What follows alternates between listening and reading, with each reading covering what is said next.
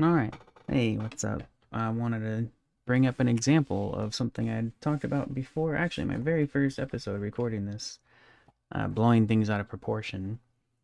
So this is about Cyberpunk 27, and apparently something that one of the developers recently said.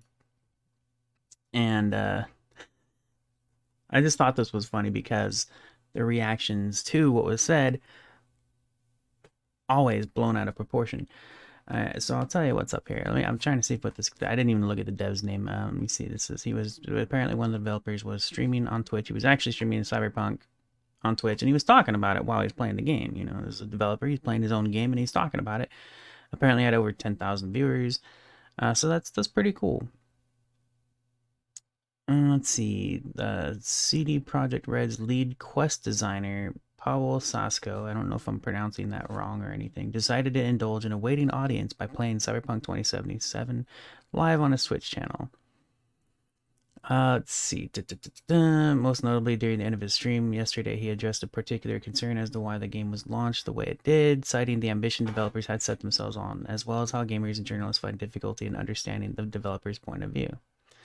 This is a quote from him. Our goals have been super ambitious. I don't really feel that players and journalists completely understand how difficult it was to make this game. So here's the problem with this. This quote, I can understand why people would get mad at it, right? I can understand, be like, what? I've seen comments, people are like, oh, of course they're going to blame the players and the journalists, you know. This is just perspective. And what I liked about this was it's also just something any normal person would say, right? Like, look, man, it's hard. We messed up, like, whatever, right?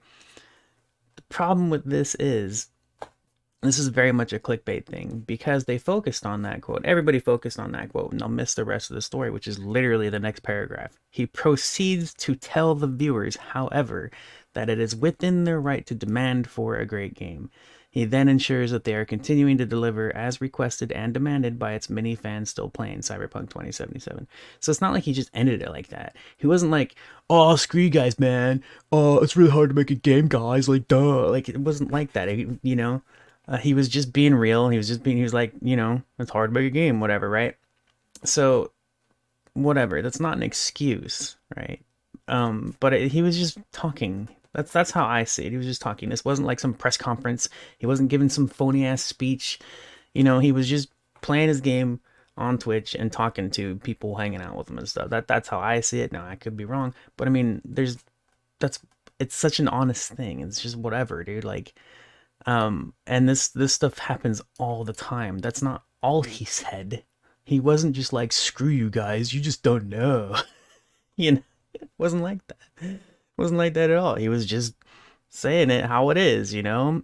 Um, so it's kind of crappy. Yeah, part of that too is let me see. The headline specifically says Cyberpunk 2077 dev speaks about criticism goals were super ambitious. So it's that headline itself isn't super bad. It isn't like, oh, to me, I don't think that headline by itself is kind of clickbait or anything. I think if they, I said, what if they would have said something like, Cyberpunk dev says people don't understand how hard it is to make games, that would have been a clickbait headline for sure. So anyways, I don't have a whole lot to say on this other than just this was an example of what I felt was, and I might come back with more. It's just to me, this is a perfect example of people blowing things out of proportion, overreacting to such a simple, like honest message. You know, it's ridiculous. Like it's never ending flow of comments being like only addressing that specific thing that he said. It's hard to make games. Like they're like, yeah, yeah, we know it's hard to make games, but other people do it and they do it better. You know. One of the points I thought, the only point that I could agree with was delay the game. That's the most obvious answer, you know.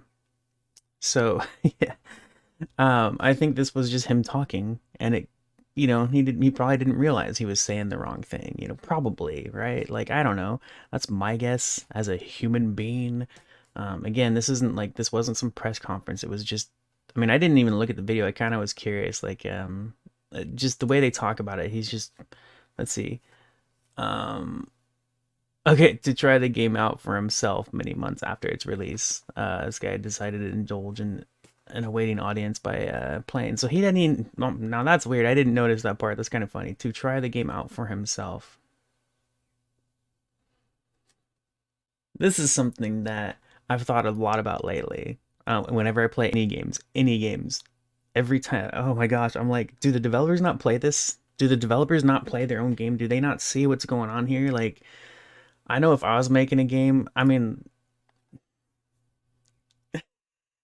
was making I made a couple small games on Bloxels. The buddy of mine hooked me up with. Thank you, Dark Alchemy. And I haven't finished one of them. One of them I was making really big. I was going big on it, and then I kind of got burnt out. But every stage of the level, because I was making it, trying to make like a full blown campaign out of it and stuff. And every stage of it, I would go back and play it, and then instantly find where I went wrong, like what I had to go back and fix already. Like I'd go back and play through it and see like, oh, this is where this doesn't work very well, so let me adjust that over and over again. So it's kind of funny to me. I think that all the time about developers. I'm just like, every time, it doesn't matter. Like every game I play, I'm like, because there'll be parts in it when I'm like, are they not playing this? Do they not see this? I mean, Q testing, whatever, quality testing, what, I don't care. The developers should know what the hell is going on in their own freaking game. You know what I mean? Like, I'm just like, it happens all the time. I can't even think of a single game I've ever played where I didn't think that. And some games I'll think it more often than other games. Some games are far more polished. You know what I mean?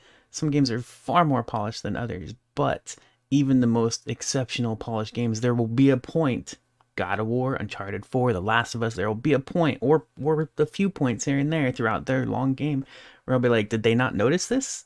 Did they not? How do you not notice this? How do you not notice how this messed up this part is? So it always makes me laugh. 'Cause I'm like, really, you sons of. Um, but anyways, as far as this goes, um, I don't know, man. I mean, to me, this is a perfect example of people blowing things out of proportion and also taking things out of context. Which again, I, if you just take that specific quote, I get it, right? But that's not. It's not. We're all people, man. We're gonna say something that somebody's gonna take the wrong way or whatever. Um, I don't know. Again, I'm not trying to make excuses for this guy. If you think I am, I'm whatever. I don't care. It's not what I'm doing. But again, it could be misinterpreted or just not wanting to understand what I'm saying.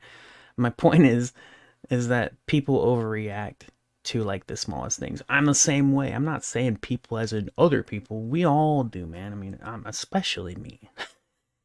I'm an overreactor, dude. I go nuts. It's one of many things I hate about myself, but I'm trying to learn. I'm trying to trying to get better at that. Anyways, yeah. So off the top of my head right now, I can't think of any more stuff. So let me finish with the like I guess the final paragraph here. Sasko, this is the dev that did the stream. Begun his commentary filled stream on April 16th, answering questions from more than 10,000 in and out viewers. As he goes further into the game, as the story develops, Sasko it goes deeply into how narrative storytelling has been his main focus and essential driver of the game. He explains certain jargon, such as what environmental storytelling means, and other questions that he would come by.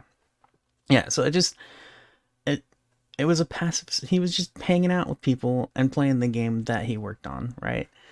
Um, so I don't know. My favorite part of that whole story is how because I knew it. I was hoping that the article would because I went and I was looking at the article and I was like, all right, is that all he said or what? And literally the paragraph right after he's like, yeah, you guys you have every right to be pissed, basically. Like you know what I mean? Like yeah, and I remember I played this game on the base PS4 and it had plenty of issues, but it was playable. I enjoyed it, whatever. I did have it as a rental. I didn't pay full price for it or anything. So yeah, if I paid full price, I'd probably be pretty pissed. I'll tell you what, like Red Dead Redemption 2 is a technical masterpiece, and I regret every single penny that I spent on that game when I paid full price for it. So, whatever. Anyways, I'll talk to you later. Thanks for listening. And I hope you have a great day and great week and great month and great year and great life. Bye bye.